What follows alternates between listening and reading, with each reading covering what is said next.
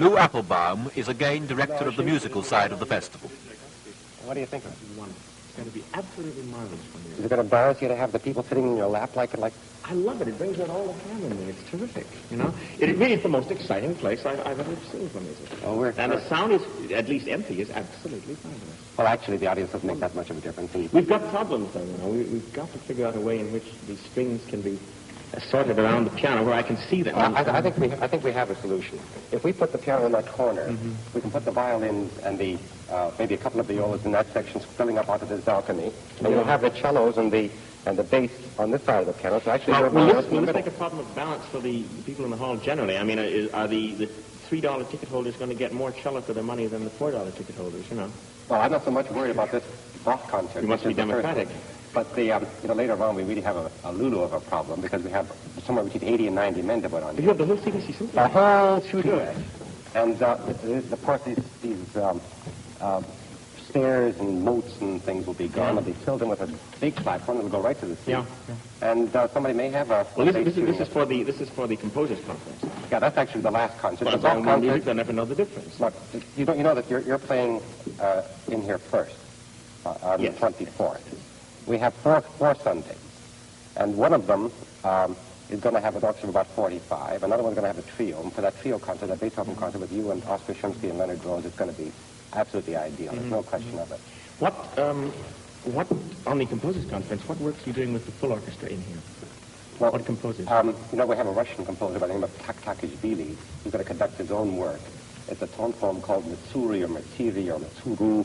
I don't know how they pronounce it in Russian. He's going to conduct it, and Walter Susskind is conducting the rest of the program. And we're doing the Anhalt Symphony, which is very difficult and very exciting. And that piece that Weinzweig wrote for the United Nations called Wine of Peace? Yes. For soprano. Mary Simmons is coming up to do it. And we're doing a piece of Wallingford Riegers, which is very exciting. I don't know whether you ever heard of it. But the main function of the composers' conference, though, is talk rather than action. It's both. We have eight panel sessions, and we have 5 concerts. And the concerts are going to go all the way from the CBC Symphony down to chamber music. Well, tell me something which I really can't understand.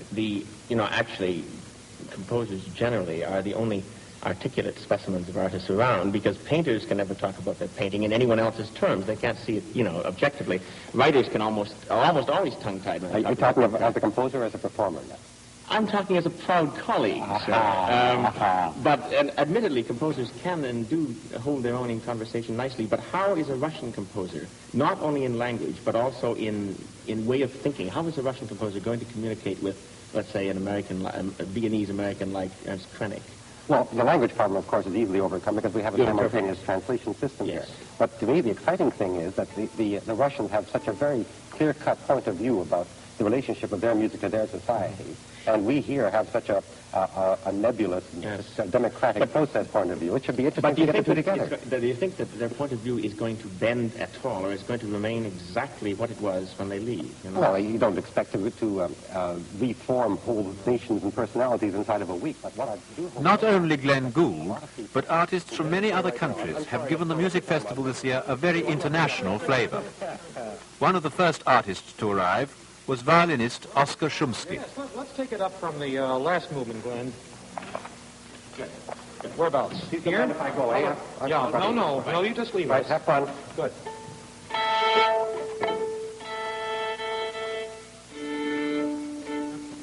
The other one. Right. Okay.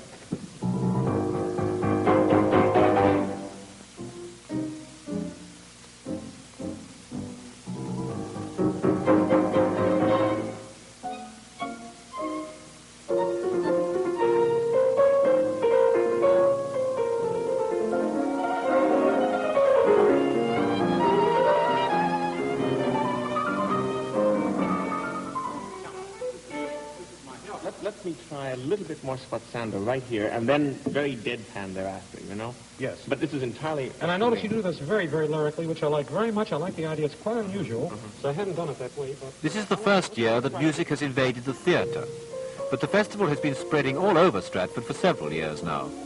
While Glenn Gould and Oscar Shumsky practice in the theatre, other musicians are working out across the way in the Teachers' College.